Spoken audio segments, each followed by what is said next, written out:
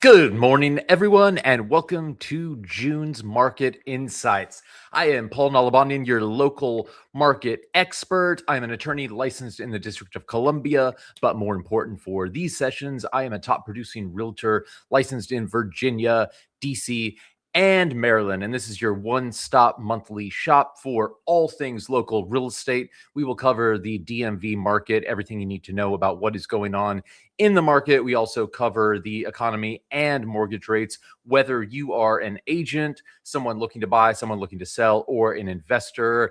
This has everything you need every month here on YouTube Live, also streaming across Facebook, Instagram, and LinkedIn. I am normally joined by my wonderful colleague, Temi Akojie. She is off in Michigan right now, lovely Michigan, where my law school alma mater is located. So we will be missing her greatly today. It will just be me. I will be doing my best to moderate the chat myself. So hope to have lots of engagement. For those of you on now or even watching later, drop in the comments. I would love to hear where you either practice, if you're an agent, if you're in the industry, or where you are located if you are a consumer. And if you have any questions, anything in particular you would like to cover, also feel free to throw your name in there and say hello. We are going to be following the typical format. I will run through that in just a moment, but don't want to do what I usually forget and go back to hit the coffee of the month. This is a Cafe Don Benji. Stefan Mueller produced that out of his farm in Boquete, Panama. This is from Arcane Estate. They are an incredible coffee shop. Haven't been open too long in the West Village of Manhattan. I was lucky enough to swing by there early winter and signed up for their subscription, which offers 2 bags of beans a month. Just kind of stumbled upon that. Was one of the first people to sign up for. They capped it at 50, and that has been closed for quite some time. So this is delicious.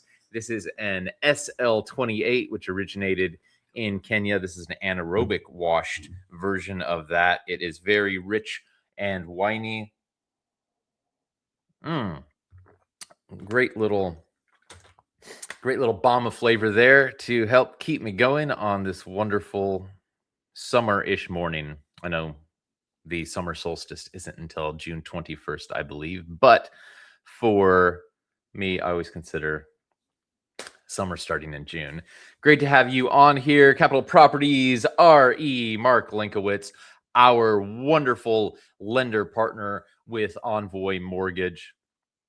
So we're going to be following the same format that we do each month here. We are going to start looking at mortgage rates and the economy, see where that is all taking us. The Iran conflict might be over. That'll have some impact on all of us. We're going to talk about DMV, economy, unemployment. Then we're going to move to the DMV real estate market. We are going to cover the most recently reported month for Bright, which was May. Then we're also going to look at the most recently reported weeks, or week rather, because for whatever reason, Bright didn't report their statistics for last week. So we only have the first week of June, which is unfortunate because the market's been doing some strange things. I was looking forward to getting the most recent data. We're not going to have that. I'll probably do a follow-up once that gets released or something a little later in the month to get us a little more up to date. And then we're going to close, as we always do, with the key takeaways.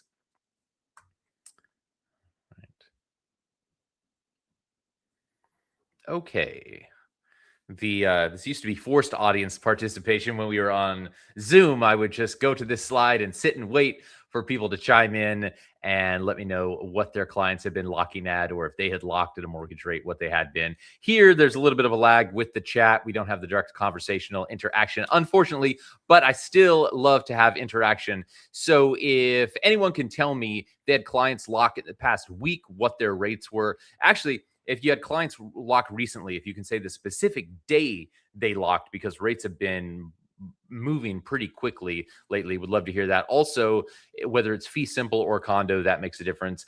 And then our expert lender, like I said, Mark Linkowitz here. Wonderful, Mark. Thank you so much. 6.5 conventional, 6 FHA and VA. Those are some pretty nice FHA and VA rates, those are lower than what's being reported by the services. But of course, it varies depending on your individual financial situation or your client's individual financial situation. And Mark, I assume those rates were fee simple. I would guess. Yeah. Okay. Perfect. Wonderful. Thank you so much. And anyone else who's getting on now, or if you're just a little slow typing, would also love to hear. It's great to have these real world numbers. I mean, I know what my clients are looking at, but when you look at the reported numbers from Mortgage News Daily, I think they use something like a 75% loan to value ratio with elite FICO scores and kind of these criteria which aren't necessarily real world. You're probably not seeing most mortgages taken out with people who fit that profile. So it is always nice to see what people are actually getting in the real world. So this was as of yesterday. Don't believe Mortgage News Daily has released their numbers yet this morning. It was 655. You can see that's down about 20 bips from where we were when we met last month. And just I've been keeping this up since March. You can see this is, I mean, nothing paints a more clear or a clearer picture of what the Iran conflict has done with mortgage rates than this chart here. You can see the vertical line there was the day before the strikes began. That was February 27th. Mortgage News Daily was reporting 5.99% mortgage rates. Wow, rates in the fives. That is wonderful. Maybe we'll continue creeping down. No, when the conflict began, that ended all of that in a hurry. Rates shot up. We got up into, I think, the highest numbers I saw reported were 6.8 or so. Luckily, we have started creeping back down a bit. It'll be really interesting to see where that heads. We'll talk more about that when we talk about the conflict. This is where we're at kind of overall. Mentioned conventionals down about 20 bips from when we met last month. 15 years down about 10. Jumbo is right around even. And ARMs down about 25 bips. FHA and VA both down about 14 to 15. But as Mark just reported, in the real world, people are getting a little closer to 6. If things continue as they're going, you'll probably be seeing FHA and VA rates in the 5s relatively soon. Okay, now how are people feeling about the economy? And it's a really interesting question because particularly now as inflation has crept up again, we've been seeing for quite some time that there's a great divergence in the economy between the top 10% and kind of normal folks making normal wages. And those who are doing well are doing really well. And those who might be struggling a little bit are struggling even more as these consumable goods, as gas, as food, as the prices for all of those rise. And it's already taking up a huge chunk, shelter as well, huge chunk of disposable income each month. And it's just eating up a larger and larger percentage. So you ask how people are feeling about the economy. If someone has a massive portfolio with NVIDIA, SpaceX, Apple, Amazon stock, they're probably thinking the economy is doing pretty well if they're employed or just have a lot of money. But if you are working and just kind of going hand to mouth and having income just cover expenses each month, then it's probably not thinking it's going too hot. All right, before we get more into that, though, I'm not going to cover this in more detail. I've explained this in tremendous detail every month for over a year. So if you're joining new today or watching this on the recorded version later, just go back to January's session. Chapters are labeled. Let me see. It's at 1021. I give a detailed explanation. But in very brief, the economy, Federal Reserve, and trade policy all impact the bond market. Mortgages are packaged into mortgage-backed securities, which are essentially bonds. Not going to get overly technical there, but they compete with other bonds for investor dollars, and they have to be a competitive product. When bonds are in lower demand, yields have to rise to continue to sell those products. If that happens, mortgage rates have to rise in order to make that a competitive product and continue to sell on that market. So in short, the bond market affects where mortgage rates are at. If you look at the bond market, you can kind of tell where things are headed. Overly simplified, of course, but that is it in a nutshell. If you get the deck, you can see it described in more detail here. If you don't get the deck but would like to, simply send me an email. My contact information is at the very end of this presentation. Email me with market session deck in the subject line, and I will add you. All right, cruising along to GDP. We saw a little bit of a slowdown before in Q4 2025, a 0.5% increase quarterly in GDP, but it's the numbers and the projections have been relatively robust since then. Since we met last month, the second estimate of Q1 2026 was released. That was released May 28. That lowered the number for Q1. It was 2%. It's now down to 1.6. 1.6 is still humming along, still doing well. So if that holds, that shows we had a pretty decent quarter. Looking at the projections, though, we are looking to have a stronger quarter in Q2 2026. Atlanta GDP Now model, which I always say runs a little hotter for reasons don't feel like going into this morning. But right now it is projecting a 3% growth for Q2.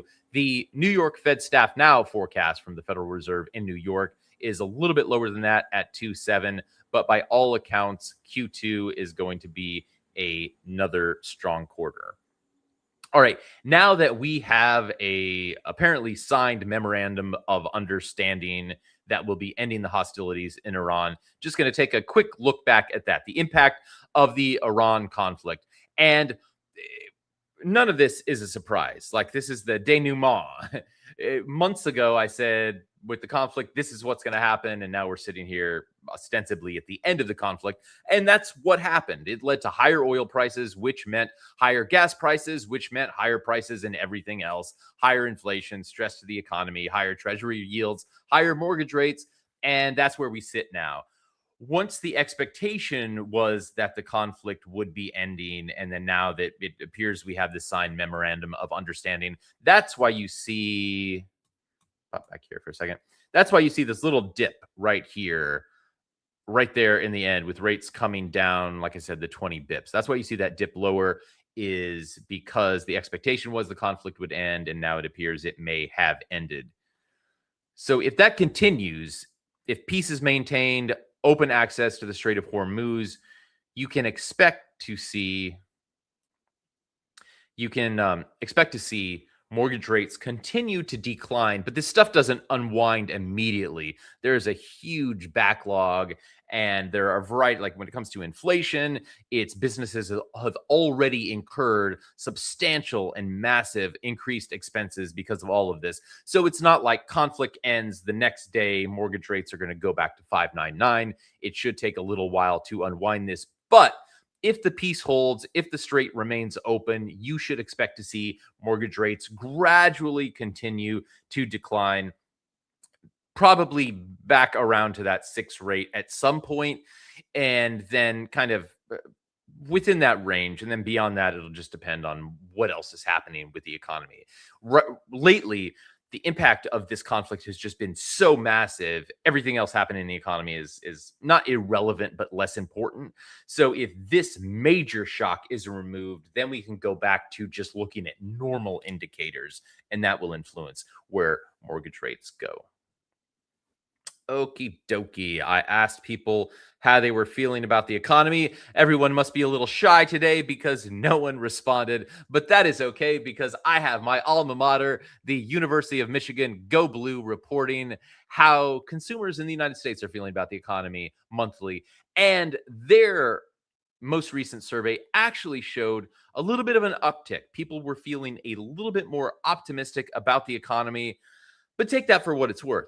It's like, if your home gets wiped out by a tornado and somebody asks you, how are you feeling about your circumstances? And then that day you're sitting there in the rubble of your home, and then 3 days later you're in temporary housing with a box of mac and cheese for dinner, and they ask you how you're feeling. You're probably feeling a little bit better than you were when you're sitting in the rubble of your home, but you're still feeling pretty damn bad. And that's kind of where the consumer sentiment seems to be at for the country. So sentiment is up Michigan is reporting that people are feeling a little bit better about the economy, but that index number is still at a level which is near their record low, and they've been doing this survey for 70, 80 years. Consumer Conference Board, on the other hand, consumer confidence dropped in May as inflation crept up. They haven't reported June's numbers yet.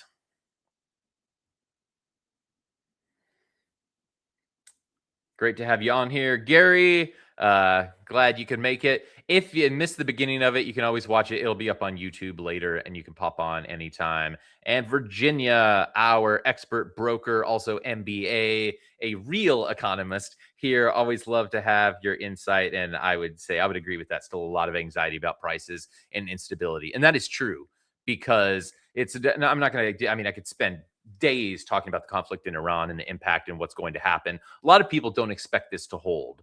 A lot of people don't expect the peace to hold. There are a lot of core administration supporters who are being highly critical of this agreement, and it's very possible it could fall apart and the conflict could continue, and then that will that will lead to continued inflation and higher mortgage rates and instability and all of these things.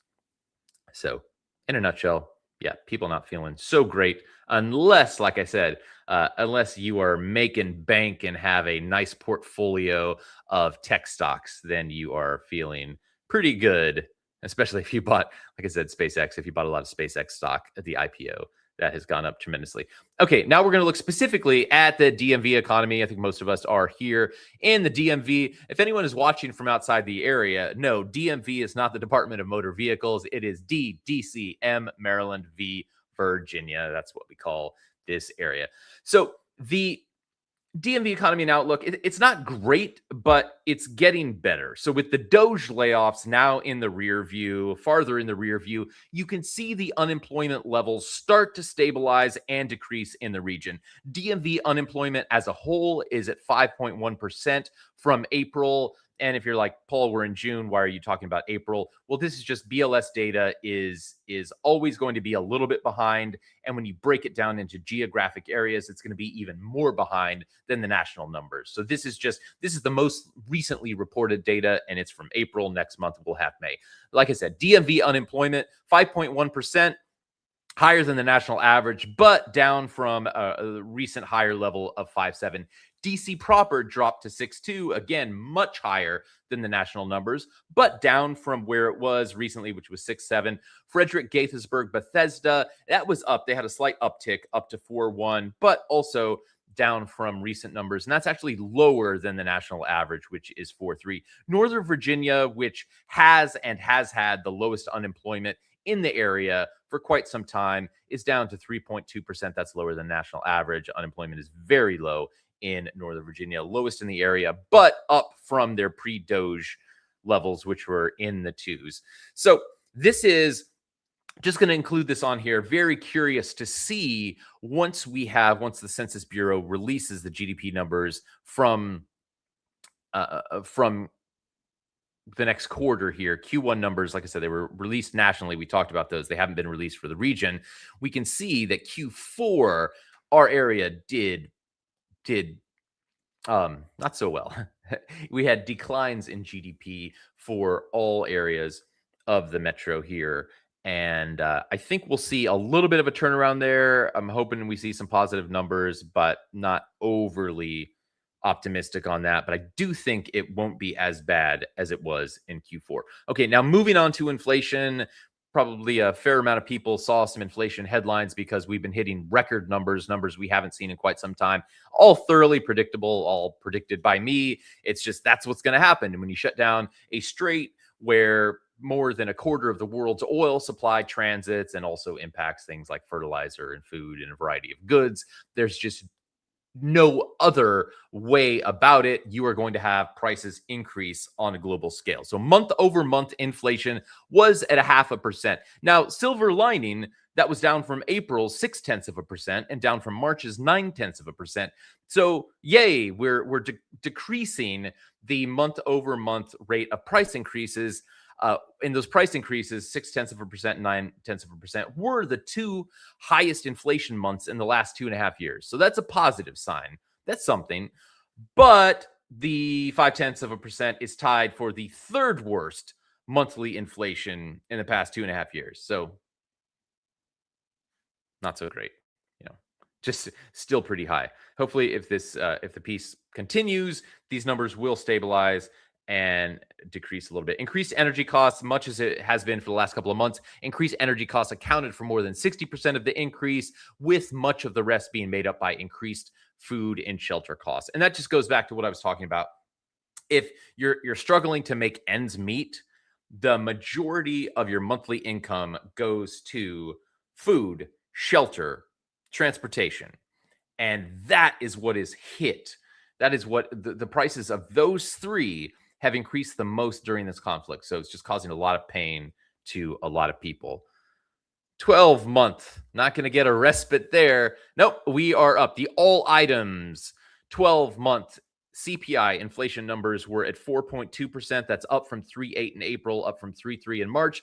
Don't forget, before this conflict started, we were at 2.4% for a few months. We were getting into that nice little sweet range of inflation that the Federal Reserve likes, where they think about cutting rates and things stabilize. We are nowhere near that now. We are more than double the Fed's preferred range, although they look more to the PCE than the CPI.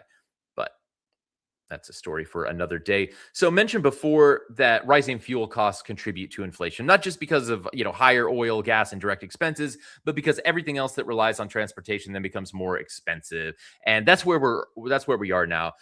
As far as how long this will take to go back down, it's anyone's guess, but it's not going to happen immediately. And the reason for that is commodity prices can drop quickly, and they tend to. They're a little bit more volatile. Commodity prices, gas and oil, are commodities. Those can drop a little more quickly once the supply becomes more free flowing, and that should happen in the coming months. But other prices are a little more sticky, and food is one of those prices, and food is different. So energy prices, like I said, frequently spike and then retreat. Food prices, when whatever is disrupting the chain or pushing prices upward, whenever that is eased, the increase of food prices tends to slow, but they much less often return to their prior levels. Economists will say food prices are sticky. So don't expect all of a sudden everything in the grocery store to be cheaper. Just expect the prices to stop rising, but where they are, it might kind of be where they are going to be. Virginia also adds that credit card debt has skyrocketed, and that is true. We're seeing retail sales numbers that are still relatively strong, but the cost of that is a lot of debt. And at some point, that's going to cause problems. And this is why there are a variety of things that worry me about the economy and the labor market. And that is one of those. Thank you, Virginia. Okay, so in a nutshell, if somebody just dozed off for a few minutes, inflation, bad. Okay. Someone might say, hey, Paul, yeah, inflation is bad, but haven't you been talking about how it's also not accurate? Yeah. So that's kind of doubly bad. How accurate are these numbers? I leave this in the deck in case anyone is new, if you want more detail. But in short, the Bureau of Labor Statistics does not have the manpower to be doing what they need to do as far as checking these prices. In order to come up with these CPI numbers, they manually check prices. They send enumerators, those are the price checkers, out in the real world to find specific prices on specific things. When they can't find specific prices on specific things, they find the price of something similar, or they find this price of the exact same thing somewhere else, and then they make basically an adjustment, and they call this different cell imputation. Different cell imputation, I call it educated guesses. It's a little more complicated and requires a little more expertise than that, but shorthand, educated guesses. Prior to I think it was March of last year, different cell imputation had never been higher, was 15%. Prior to that, it was 10% or lower. So 90% of these CPI numbers were based upon real world prices of real world things in the area they were looking at. Since then, it's been running 29 to 40%. So this past month, it was down from the high of 40%, but it's at 37%. So more than 1/3 of these CPI numbers are made up of educated guesses. So just take that for what it's worth. It's like the accuracy is not where it used to be. So whenever you see inflation numbers reported, just consider that to be a range. Could be lower, probably higher. Maggie is asking, at what CPI level do I think the Fed would seriously consider rate cuts again? That really depends on the employment market, because the Federal Reserve is juggling a variety of things, and their core mandate is they want to keep prices under control, but they also want to keep the economy moving. And if inflation, just to kind of like make a more extreme example, just to give you, so if inflation went to 2%, if like we had zero increase in month over month inflation, and then the 12-month was at 2%, and the jobs market is vibrant, we add 200,000 jobs next month, then at the next meeting the Federal Reserve would cut the federal funds rate. Like that would just be a given. If inflation had stabilized and the jobs market was strong, the Federal Reserve would cut the rate. That's not expected to happen. It's going to take, like I said, it's going to take a while for this pricing pressure to unwind. It used to be, and I was going to go into this in a little bit more detail. And Mark just commented that new chairman Warsh didn't seem too bullish on rate cuts yesterday. And no one is. No one is. Like this Iran conflict has just totally upended everything. We had slowly, steadily been creeping down from the high of 9% whatever inflation, getting into a range where we would see more rate cuts, and we had started to see rate cuts. The market pre-Iran conflict had predicted 2 rate cuts this year. Now, no one predicts any rate cuts. And like Mark said, Chairman Watt, nobody is expecting rate cuts. So as things stand, there will not be another rate cut in 2026. And it's like I said, going to take a little while for this inflation to unwind. Now, going to jobs. So the jobs market has been a little more vibrant lately. We have added 170-ish thousand jobs for the past few months. And if there's anyone out there very astute who listens intently to what I say each month, first of all, I would say thank you very much. I appreciate that. But if you listen and you pay close attention and you're thinking, wait a minute, Paul, you're saying we've been adding 170,000 jobs each month for the last few months. Last month, I could have sworn you said we only added 115,000 jobs. You would be right, and kudos to you if that's what you were thinking. But these numbers are often revised later, and the numbers for April were upwardly revised from 115,000 to 179,000. So we've been sitting at 3 months now of about 170,000 jobs added, which is relatively strong, and that's higher than it was. But I want to note, don't take this as just evidence that, oh, the jobs market is now strong and stable, because I don't believe it is. And a lot of people don't believe it is. Many of these months, these jobs numbers, these job additions we've been seeing have been driven by healthcare. I've said before, if you were to take healthcare jobs out last year, we actually would have had a contraction in jobs. We would have had a loss of jobs overall. Healthcare has really been propping this up. And this past month, it was more like leisure and hospitality took the reins from that. But this goes back to what I was saying before about it's like tale of two cities. And right now, it's basically affluent households appear to be driving a disproportionate share of the spending growth that supports leisure and hospitality spending. So these jobs numbers are propped up in large part, in addition to leisure and hospitality, it was also local government, healthcare, and social assistance. So these jobs numbers are being, in my opinion, being propped up by a lot of rich people taking a lot of fun vacations. And that doesn't mean the jobs market is strong. That just means the people who are doing well are doing really well. And it's the summer, so now they're going to have a little fun and jet off around the world. So this just doesn't scream strong jobs market. Like local government, healthcare, and social assistance, when jobs are booming in those, that's not screaming vibrant economy. Okay, the unemployment rate is 4.3%. It's been there for the third straight month. But you're seeing under the hood, you're seeing a little bit more pain. And I've said for quite some time, we have been in this low hire, low fire environment for I don't even know how long. Businesses are still are still just weary of what happened during the pandemic when they let go a lot of people and then needed to rehire. And it's just a very difficult and expensive process. So businesses for quite some time have been reluctant to fire people, but they've also been reluctant to hire people. And you can see that in the number. The numbers, even though the overall unemployment rate has been the same, the number of short-term unemployed people, which is people who have been unemployed 5 weeks or less, has dropped by 10%. But the number of long-term unemployed, which is deemed people unemployed 27 weeks or longer, has increased by 25%. So it's like the jobs market is doing okay if you're currently employed, but if you lose your job, it is a very difficult job market. It can be very challenging to get jobs out there right now, particularly in the tech sector.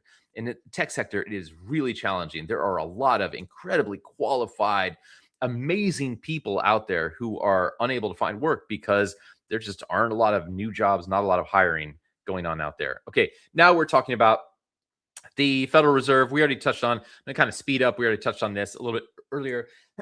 Excuse me. They met Tuesday and Wednesday. Nothing happened. Rates remained unchanged. And going back to what I was saying about how the market was thinking there would be 2 rate cuts this year, now there are almost certainly not going to be any. And everyone knew that there were going to be no rate cuts of the meeting this week. Just to show you how strongly I believe that, this slide deck has not changed since Monday. I wrote this on Monday. It's like, it didn't take, I'm not asking for any adulation from the fans here. It was simply just, it was a given. There was going to be no rate cut at this meeting, and that is what happened. Just taking, since my Temi the Great is not here, need to take a moment to make sure I don't miss any comments coming through. Appreciate the additional contributions, Mark. And yeah, that is true. It is AI. Talked about when you're looking at business investment, AI is really fueling business investment tremendously. That's what, like a few months back, I would talk about, a couple of months I hit on, why does GDP seem to be doing great when a lot of people are struggling? And it's like you just have this massive AI investment, and that hits it at 2 different levels. So massive AI investment is a tremendous amount of money flooding into buying things, which props up the economy. But then also it is fueling an incredible ascent of those companies' stocks, which is building tremendous equity for people who have them. So they also have additional money to spend. And we already talked about leisure and hospitality spending going up because some of those people are cashing out of Nvidia stock and Apple stock and Microsoft and Tesla and now SpaceX. And they're going to Saint-Tropez or wherever they would like to go. Maybe what is Necker Island, David Branson's private island? Maybe they're renting that out for the weekend. Not making light of any of this. There are a lot of people struggling, and it is really unfortunate. And I hope a lot of these underlying things, which are causing a lot of stress to people who can't afford to have any more money taken out of their pocketbook, I really hope things stabilize and that eases, because it's kind of really unfortunate. But let me continue. The Virginia also comments, should be curious to see the rate of hiring for the recent college graduating class, specifically in STEM. I'll have to. It's Virginia, as you know, as the real resident economist. It's always tough. Like, there's so much data I want to have and I would love to share.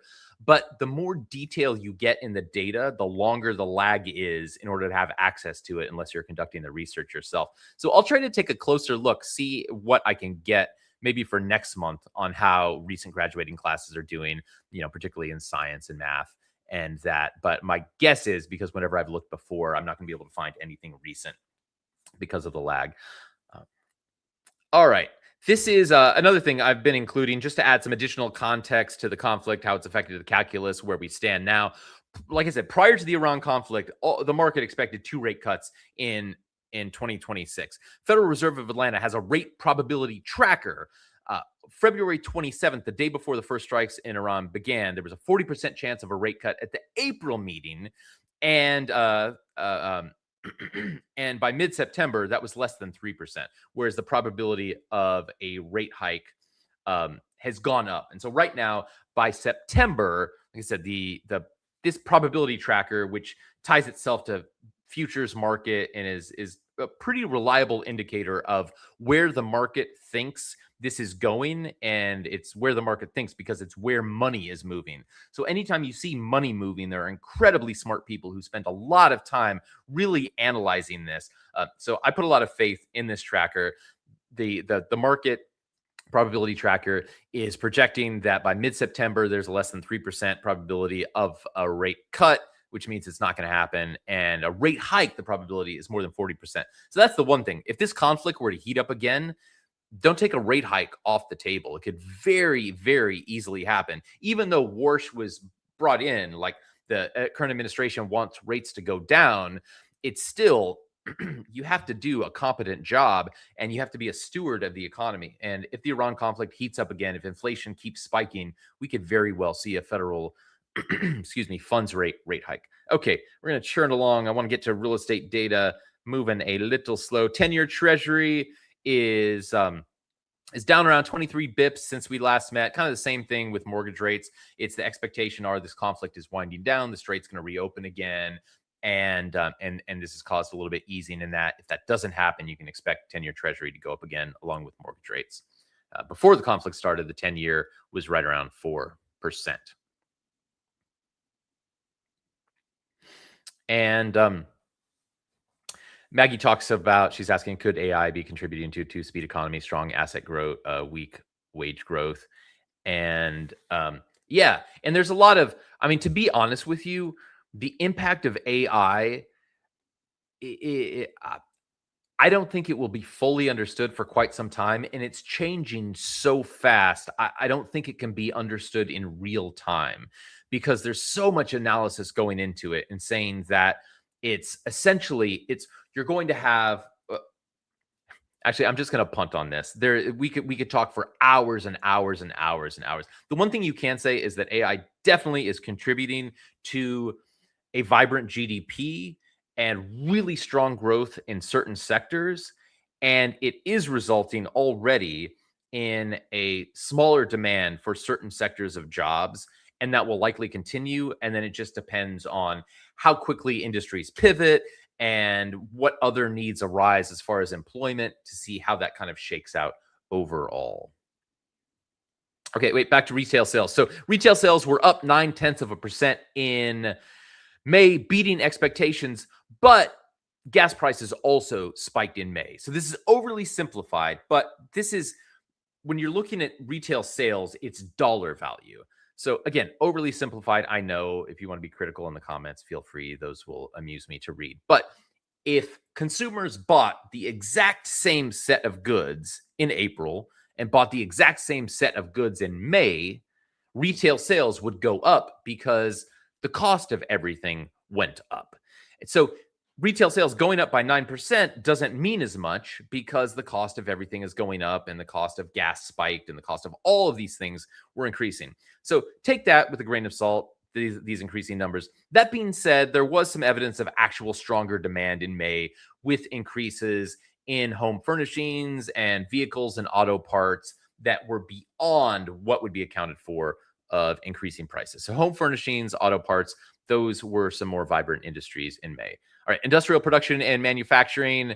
Industrial production had exceeded expectations last month with a little bit of growth. Now they've just gone back to their middling, plodding along, just stagnant, not doing much. Okay, now let's find out what is happening in the DMV real estate market. And this is where it is really valuable to have for the agents on here, or if you're someone who's selling a home or you're buying a home, if you recently went under contract, either way, I would love to hear your experience because this is, I can't pull in the data how many multiple offer situations there were. Bright MLS will do surveys now and again, but there are things that I can glean, we can glean from all of you here, you know, the hive mind here that you just can't pull anywhere else. So if anyone would like, anyone has been involved, has gone under contract lately, I would love to hear where that was, whether it was fee simple or a condo, whether you had to compete, whether you were able to negotiate. Buyers in general have more negotiating power than they have, but sellers still have more negotiating power in a lot of these areas. Okay, we are going to look at the high level right now.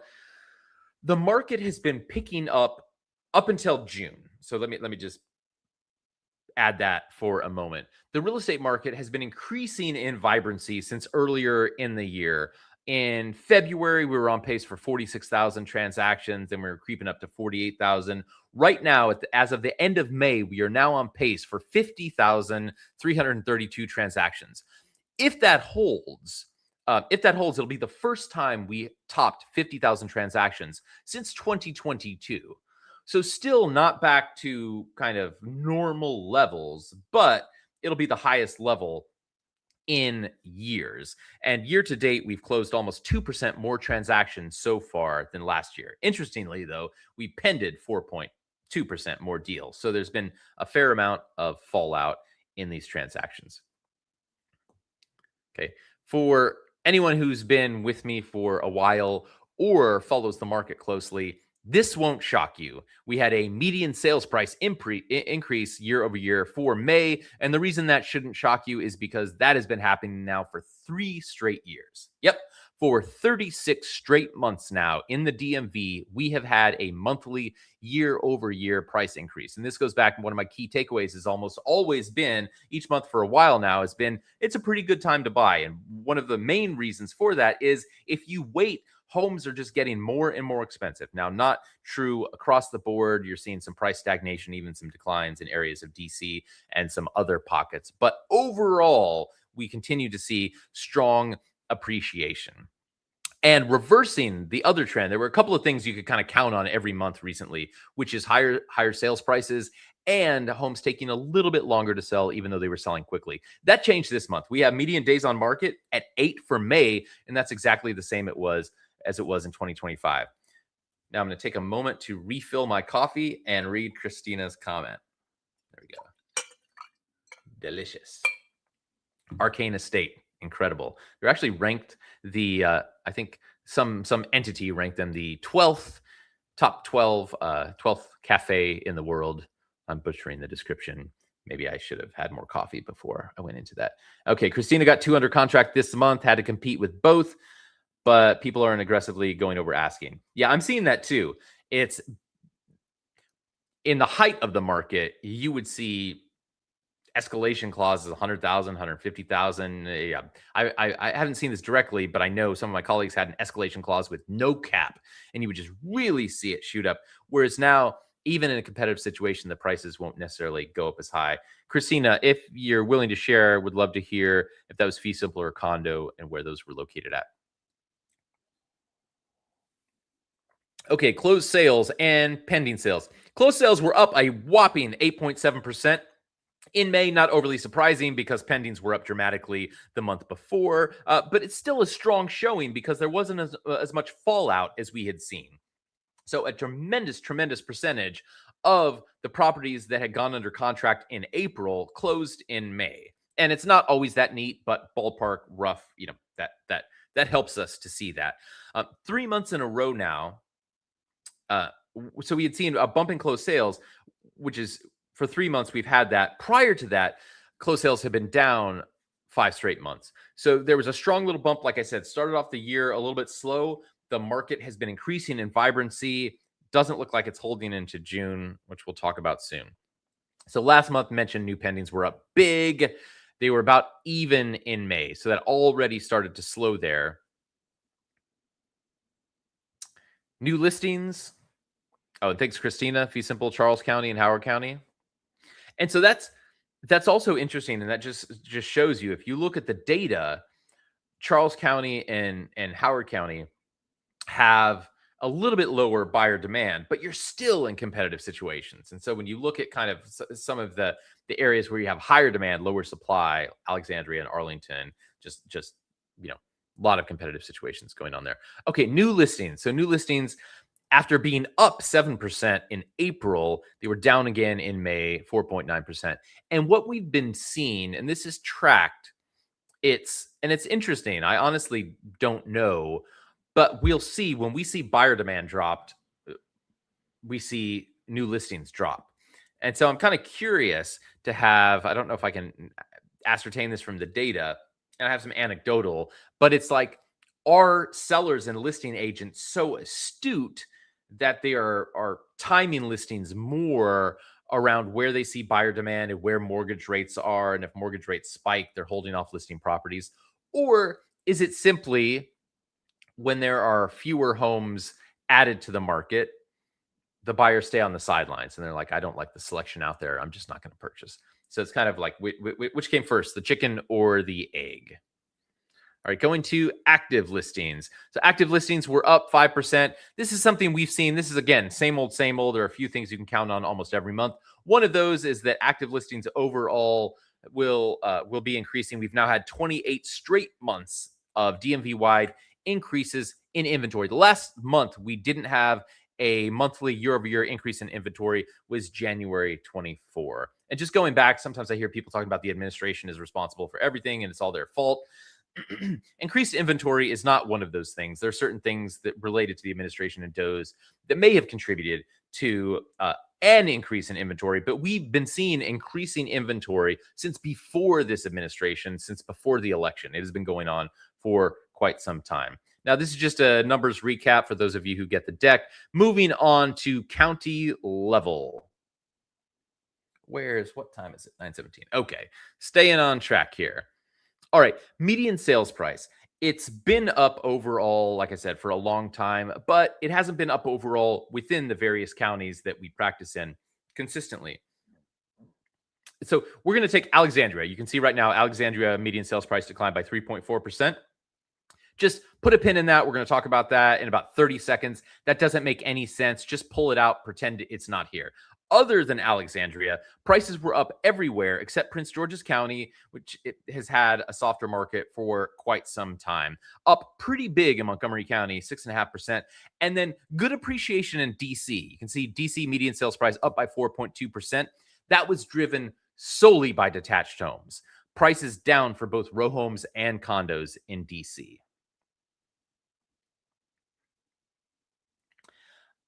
Maggie asks a great question, which I will get to in just a moment. Maggie, when we get to months of inventory, I will hit on that specifically. Okay, like I said, Alexandria down 3.4%. When I saw that, I was like, okay, that just has to do probably with type of home. They had fewer high-end properties go on the market, maybe more lower-end condos. Alexandria is very large geographically. There's a lot of different property types there, from multi-million-dollar homes, like really, really expensive homes, to relatively inexpensive, affordable condos. And depending on the distribution of that, that can make it look like prices are swinging wildly when it's not. It's just more of one sold, less of another sold, that kind of thing. So dug a little deeper into these numbers here. And you can see blue is all homes, red is detached, purple is attached to all, green is attached townhomes, and yellow orangish is attached condos. So detached home prices in Alexandria were up 30%. Attached all prices were up 4.9%. Townhome prices were up 0.8%, and condos were down 1.2%. So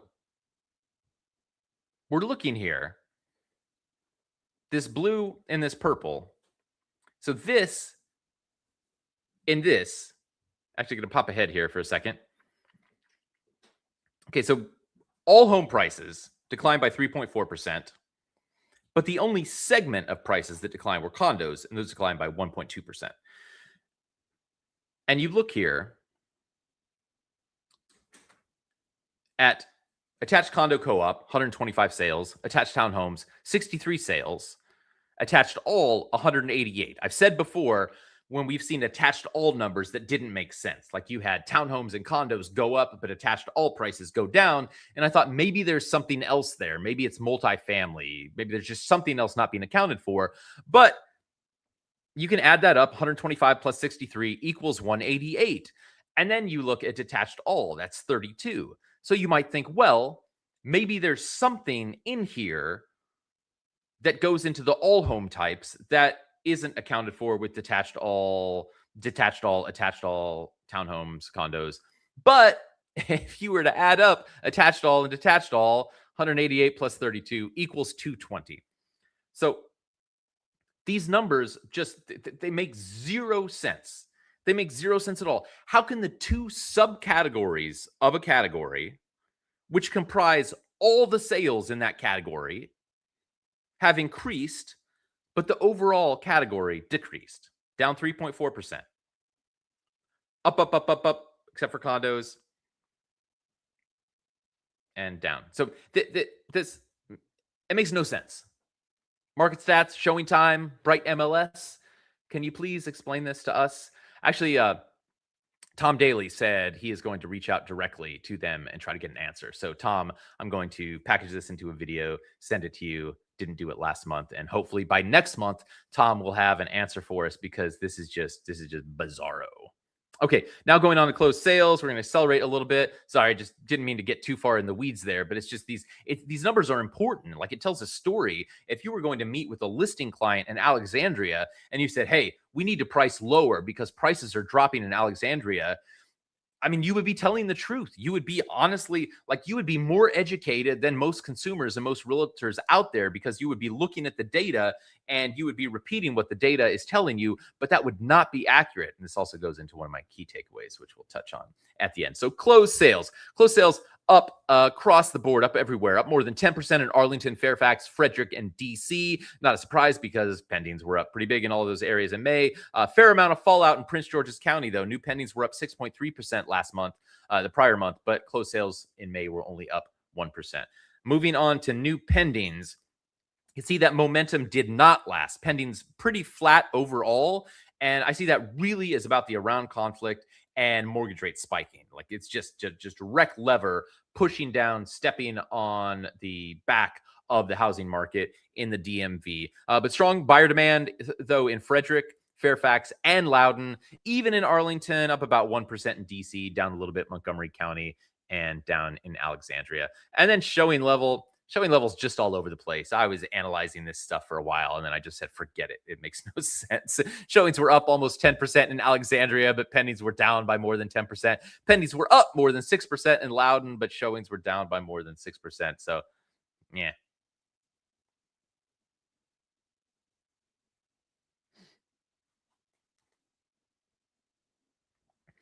So our RV Build is saying you're missing the total number of each product type. And no, I'm not.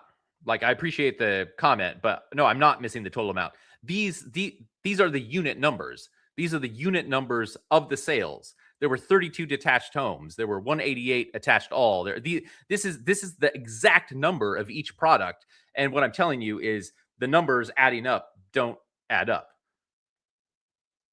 And that's just and it's also like, it doesn't matter what there are total, like, in the environment. It only matters what has sold. What has sold goes into these numbers, and more attached homes sold than detached, and more condos sold than that. But it's still, it just, the sum doesn't add up. It just doesn't make sense. All right, moving ahead. Okay, new listings. All right, Frederick is the only area with a year-over-year increase in new listings, and it looks like an absolute listing boom in Frederick, but if you look a little closer, it's not. It's just a lot of new construction hit the market. 15% of those new listings in Frederick were new construction. I specifically looked at May of this year, May of the prior year, and the numbers of non-new construction listings, and if you strip away the new construction listings, then Frederick new listings were up only 1%, which puts it a little closer into this band. Listings level about even in Northern Virginia, farther out in Loudoun. Most of that was new construction too. Non-new construction listings, when you strip that out of Loudoun, it was just, so Loudoun was the reverse. You had more new construction last year than you did this year. If you take that away, Loudoun was down less than 1.5%. Listings down big in Montgomery County, more than double digits in Prince George's County and DC. Active listings, checking the time. Okay, active listings. Unlike what we've seen in many months lately, inventory wasn't up everywhere this time. It's about even in Arlington, slightly up in Fairfax, down in Loudoun in DC, up big though in Alexandria, Frederick, Montgomery County, and Prince George's County. And I want to add some historical. I do this every so often. I manually run the numbers here. You can see back in March, I ran what inventory was like in March compared to 2019, because 2019, in my opinion, was the last quote unquote normal market. When you had 2020, you had the pandemic, you had the Federal Reserve doing quantitative easing, which artificially pushed mortgage rates way down, and then they spiked back up. So you've just had a lot of weird market factors going on. 2019 was the last time we didn't have lots of crazy stuff going on. I wanted to update that a little bit. Here you can see there were only 3 areas in the DMV that had higher inventory than 2019. Those were Alexandria, Arlington, and DC. This has been updated. We now have Prince George's County joining that group. So other than Prince George's County and DMV wide, we are still not at normal inventory levels. And so, Maggie, that is part 1 of your answer. Why are we not seeing, if inventory has been increasing for 28 straight months, why haven't prices softened? And that's because, yeah, inventory is increasing, but like a 50% increase of nothing is still nothing. And it's been increasing for quite some time, but it was so low. It's so low. And the increases haven't been overly dramatic in most areas, that we're still not even at normal inventory levels. And I want to note, I've talked about this before. Yeah, Alexandria has about double the inventory of 2019, and Arlington is 66% more inventory than 2019. But in 2019, Arlington and Alexandria both had less than a month of inventory. It was an extreme seller's market. So don't even look, don't take this to mean Alexandria and Arlington have a ton of inventory now, because they don't. And we're going to see that in just a moment. And the moment has arrived. All right, months of supply. DC is at equilibrium, about 5.5 months of inventory, not a seller's market, not a buyer's market. I know for people representing sellers, it may feel like a buyer's market, but classical definition, according to months of inventory, it is not. It is an even market. Prince George's County, a little over 3 months of inventory. Everywhere else is at right around near or under 2. And by definition, that level of inventory is an extreme seller's market. So that's part 2 of your answer, Maggie, in that here, like, you just look at these inventory levels, and inventory is still incredibly tight throughout much of the area. And then even when you get to DC, so it's equilibrium, but when you have a great property hit the market that is turnkey, that a lot of people love, there's still enough buyer demand to create a competitive situation where you can have prices tick up, and you can see some upward pricing pressure. Maggie, if I could give you a big hug and a kiss right now, I would, with your comment. Clients often assume market data is objective, but interpretation matters just as much as the numbers themselves. Did you get an advanced copy of my deck? Because that is one of my key takeaways. Excellent point. That is so true. Truer words have rarely been spoken. Okay, median days on market. So also a shift from what we've been seeing, running low on time. Days on market has been steadily increasing year over year overall and in most areas, but not so much in May. Year over year, days on market were down in Alexandria, Arlington, Loudoun, and DC. Yes, days on market were down in DC. That is a very, very rare thing. Even in Fairfax and Montgomery County, up in Frederick and Prince George's County. Prince George's with the highest days on market at 19, DC a little over 2 weeks, Frederick a little under 2 weeks. Everywhere else is right around a week. Everywhere else, half of homes are selling in right around a week. Homes are still going incredibly fast. And then that's if we're going to add a part 3. That's also why we're not seeing easing prices, because no low inventory in most of the area, and homes are going under contract really quick. Okay, the weekly snapshot that I talked about, like I said, for whatever reason, Bright has not released the last week's data. Usually they release it by now. It typically comes out early in the week, so something's going on. That'll come out at some point, and then I'll do a follow-up or a supplement. But right now, you can just see, so the slowdown in May got even slower in June. New pendings were down by more than 5%. Days on market is holding steady. New listings are up, but median list price is down. Active listings are up. And so it's just, right now, it looks like we are going to see a slower June. But if mortgage rates continue to decline, that could reverse itself, and we could end up seeing a stronger month. But it really depends on what is happening. Okay. Now we're going to go key takeaways. So I wish we were on Zoom so I could have Maggie read the agents part. The expertise wins. Be the interpreter, not the reporter. And that is exactly what you said. Interpreting this information matters more than ever because the numbers are important, but they don't tell the whole story. And if you're just regurgitating numbers to your clients, I mean, that's more than a lot of people are doing. A lot of people just aren't even aware of what numbers are being reported. So it's important, first step, to be aware of what numbers are being reported, but then it's also important to understand them. And hopefully, I'm helping with that each month. Okay, so key takeaways. We're over on time, so we're going to get pretty quick. So key takeaways for the world. The conflict in Iran drove higher oil prices, inflation, mortgage rates exactly as expected. De-escalation has already helped rates improve. If peace holds, rates will continue to lower and the market should see higher listings and buyer demand if that continues. So real estate overall, the DMV housing market slowed with mortgage rates spiking, but half of all homes are still selling in a little over a week, and many areas continue to see rising prices. Takeaway for the agents, like I said, you need to be the interpreter, not the reporter. It's really important to understand this information and this data that is coming out. So buyers, as has been the case for quite a while, still a pretty good time to buy.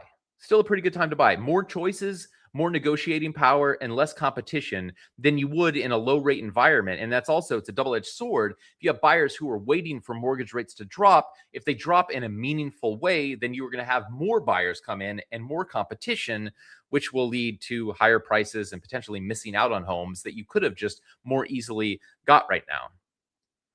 Sellers outside of DC, the DMV is still a very, very strong seller's market. Very, very strong seller's market. But pricing and presentation matter. We're seeing quite a divide between the haves and have-nots, and even in high demand areas. If a property that maybe has a dated kitchen, dated bathrooms, not that great curb appeal, some major work that needs to be done and is overpriced, it's just going to sit. We have a very educated buyer pool, a very educated agent pool, and people are not going to overpay on homes, regardless of where they are. But well-positioned homes continue to sell, and that's even in some of our slower markets. So the Valderrama says that they would be surprised if mortgage rates still go down after yesterday's new Fed chair guidance. And I love that point, and thank you for sharing that. And like, I understand where you're coming from, and that makes sense. But mortgage rates, like I said, mortgage rates are part of the bond market, and it's just so much money. You have institutional investors, or you have hedge funds, and you have people with a lot of money spending all of their days, every day, analyzing markets and assessing what is going to happen. And I can tell you, none of them were surprised by Chairman Warsh's comments yesterday. None of them were surprised. I wasn't surprised. Like I said, I wrote the slide on what would happen at the Federal Reserve meeting on Monday because everybody knew that rates weren't going to be cut, and everyone expects that there will be no rate cuts for the rest of the year. And they expected that prior to those comments simply because of everything else that is happening in the economy. At this point, all these other things that are happening, honestly, are more important than Fed rate cuts. So if we were to see inflation drop in a meaningful way, if we were to see the jobs market soften, if we were to see some other things happen, then mortgage rates would continue to decline. And Federal Reserve rates would probably end up dropping too, because everything is tied together. But it's just, his comments really have no impact on, it's like, I haven't looked, I don't know if they've been reported yet today. Let me take a quick peek. But it's like his comments should have no impact on mortgage rates because that's what everyone expected. Okay. Well, I was wrong. They popped up just a little bit. Mortgage News Daily is reporting 6.6. But it's like those comments. If someone were to draft a summary of what they thought Chairman Warsh were going to say, I think it would be exactly what he said. All right. That is it. We are 5 minutes over on time. Apologies for not being a little more succinct today, but thank you all for joining me. Going to throw this up one more time just to put my contact information there. If you would like to get on the distribution list for the deck that underlies this presentation, send me an email with market session deck in the subject line, and I will get you added to that. and send that out. Also, like I said, my contact information is there. If you have any questions, feel free to shoot them along. Easiest way is just drop it in the comments, ask your questions in there, and I will respond. Thank you all for joining me today. I hope everybody is gearing up for a wonderful weekend, hot weather out there, maybe some pool time. I know I'm going to be hitting the pool down here. Oh, didn't even joining you today from lovely Williamsburg, taking a little vacation with the family. So we'll be enjoying their company even more now that this session is ended and I have a little bit more free time. All right, we'll let you all go. Thank you, everyone. Great having you on here. Appreciate you, Mark. Appreciate you, Valderrama, Maggie. Great comments. I swear you somehow got a sneak copy of that deck. I loved it. Talking to you, basically had my key takeaway for agents there before I showed it. So take care, everyone. We'll see you next month.